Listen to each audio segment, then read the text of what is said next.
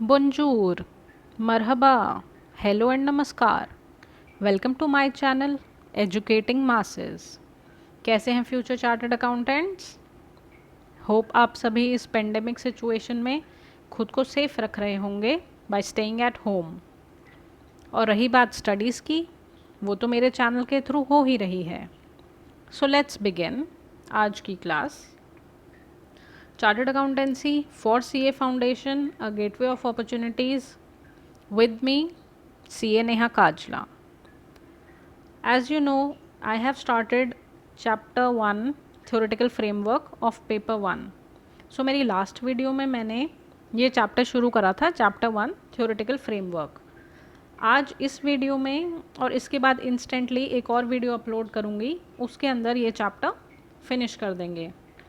तो मेरी last video में मैंने थियोरेटिकल फ्रेमवर्क में जो जो टॉपिक्स कवर करे थे एक बार वो रिवाइज कर लेते हैं। प्रोसीजर ऑफ अकाउंटिंग्स बताए थे मैंने आपको। फिर मैंने I have defined very beautifully what are economic activities and then we did meaning of accounting.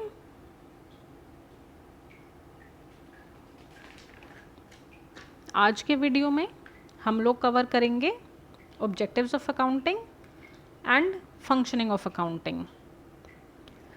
और इसके नेक्स्ट स्लाइड में मैंने आपको शो कर दिया है कि जो मेरे पुराने वीडियो का लिंक है वो भी डिस्प्ले हो रहा है।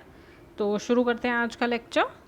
Paper 1 principle and practice of accounting, chapter 1 theoretical framework. This is in continuation of my last lecture video. The link is here and the link is in the description of this video also, so you can continue. So let's begin. Objective of accounting. Basically there are 4 objectives of accounting. What are they? They are systematic recording of transaction. Systematic recording of transaction. अब systematic recording of transaction main objective है accounting का. So it is the main objective of accounting and it is to record financial aspect. The keyword is financial aspect of business transactions.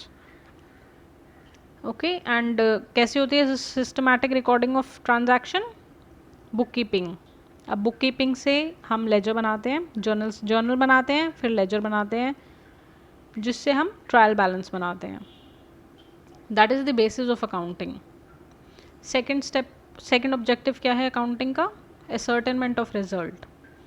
Ascertainment of result हम ऐसे समझ सकते हैं कि suppose एक business का एक अकाउंटेंट है जो ट्रेडिंग मैन्युफैक्चरिंग अकाउंट बनाता है, प्रॉफिट एंड लॉस अकाउंट बनाता है, ताकि वो देख सके कि कंपनी ने कितना प्रॉफिट या कितना लॉस सस्टेन करा है।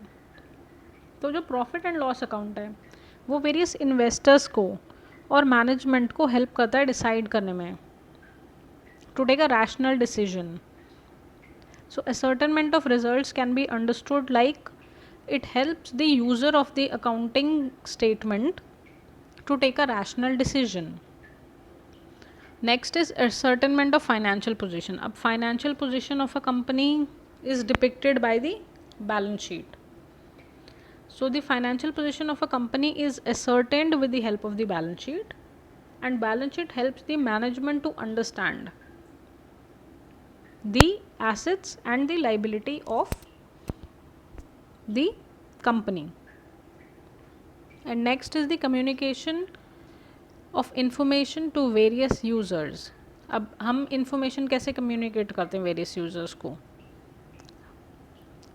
annual reports बनाकर, financial reports बनाकर.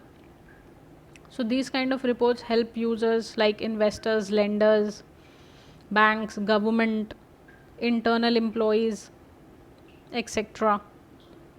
सो हम ऐसे हेल्प करते हैं to communicate the information.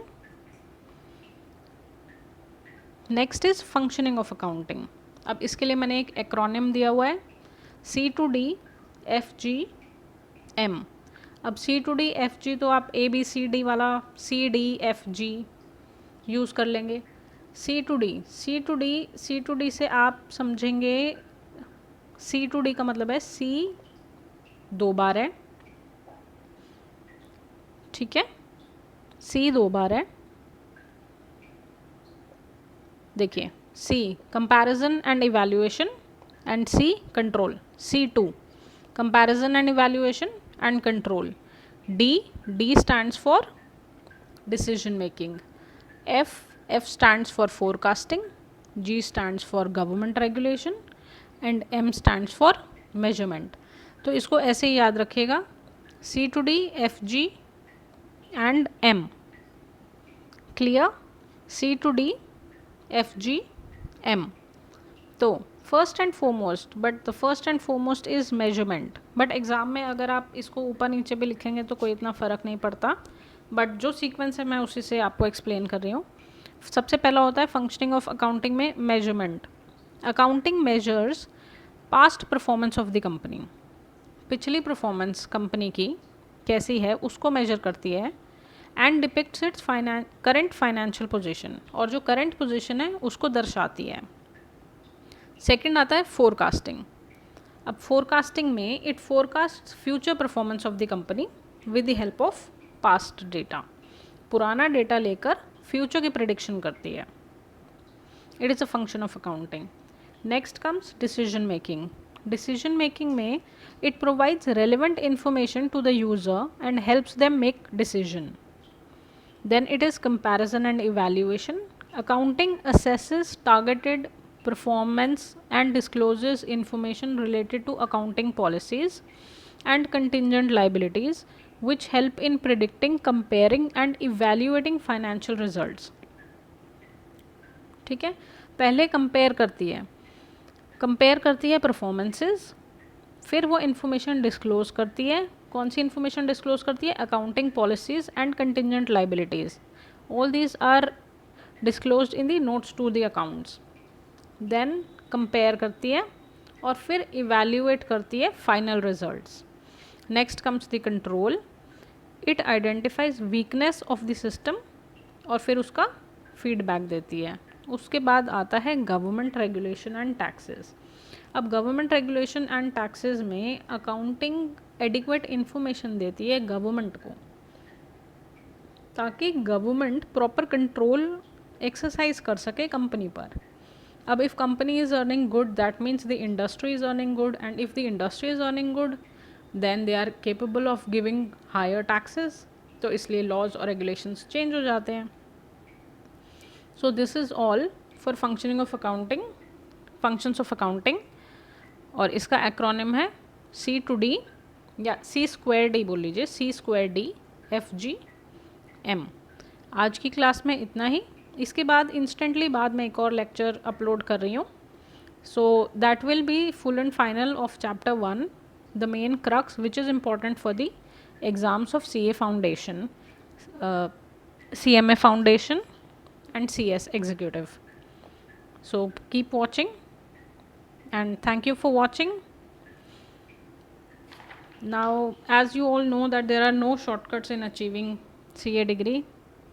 So मिलते हैं next lecture में.